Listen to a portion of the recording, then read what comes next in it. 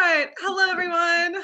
My name is Kathryn Hogan, owner of the Vow Exchange events, the Vow Exchange Chapel, and Chapel on the Corner. Hi, I'm Kristen Bushmoyer with Married Weddings. We're a wedding inspo blog that's focused on the fun, not the stuff of weddings. And we want to talk with couples today about what makes you legally married. Quite literally, the second you enter the wedding planning world, you get bombarded with all these pictures of elaborate cakes and vendors to check out and all these quizzes to take. Well, we think wedding planning should start with the brass tacks. So we're here to be the voice of reason and tell you the 5 steps that actually are a must when it comes to getting married. So quick disclaimer, folks, we are not lawyers and marriage laws vary across counties, states, and countries. So step 1, get the license. Let's talk about the document you need to get legally married. Back in the day, all sorts of things were required to get a marriage license, like taking a blood test to make sure that you weren't related to your future spouse. Kathryn, this is still a thing in Montana that they require. Oh my God. Could you imagine getting the phone call after your blood test and find out that you're related to the man of your dreams? No, oh my gosh. God, I can't imagine that would actually ever happen anywhere. Oh my God, worst phone call ever. Luckily today, they don't require that so much, at least not here in Missouri. Really, all that's required comes down to documents, deadlines, and dollars. So you need to go to the county courthouse together with 2 forms of ID each with $50 within 30 days of your wedding date. So we say just go make a little date out of it, go to the courthouse together and get that marriage license. Just make sure that it's within 30 days of your wedding, because it will expire like milk if you don't get it within 30 days of your wedding date. All right.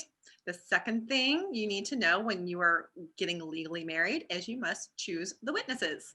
So this one is pretty easy actually, because all you need are 2 living, breathing humans over the age of 18 to witness your ceremony. Pretty easy. Even though choosing your witness can be one of the easiest parts of planning a wedding, it's often forgotten by couples until the day of. Yeah, it really is. It happens all the time.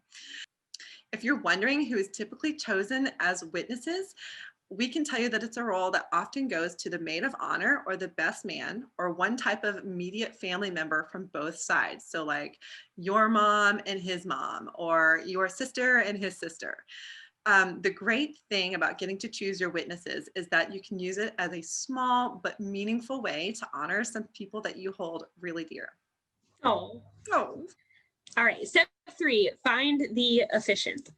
Finding the person who's going to marry you probably will take the longest out of any of the steps on our list here.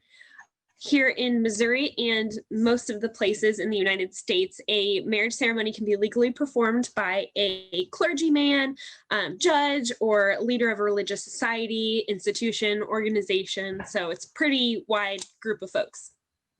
If you already belong to a church or subscribe to a specific faith, chances are the leader at that organization would be able to legally marry you. If you are looking for a strictly civil ceremony, then that can be performed by a judge. Just be careful, because not all courthouses perform wedding ceremonies. Like, a lot of people are surprised when I tell them that here in Kansas City, at least, you can't go get married at the courthouse anymore. So keep that in mind. I know. But the cool thing is there's a lot of organizations like the Universal Life Church or American Marriage Ministries where anyone can join and quickly become certified to perform a legal wedding ceremony. So if you want to get married by a friend or a family member who's not already a judge or a minister of some sort, then they can go and get legally certified through one of these groups. And we've seen a lot of weddings that are performed by a friend or family member, and those are always really sweet. I know, they're some of the best ones, I feel like.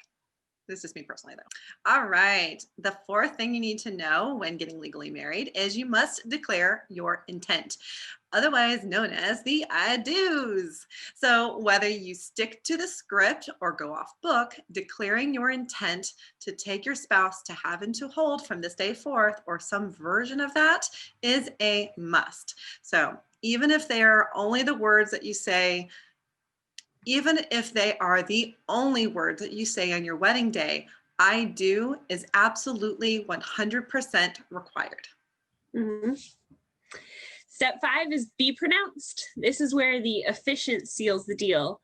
By the power vested in me, by the state of Missouri, and in the name of love, I pronounce you husband and wife. Woohoo! So these words, man, they echo through our chapels here in Kansas City every single weekend.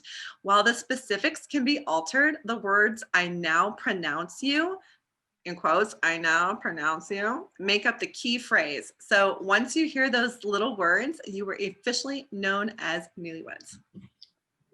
Woohoo! Yay! So, quick recap for you guys.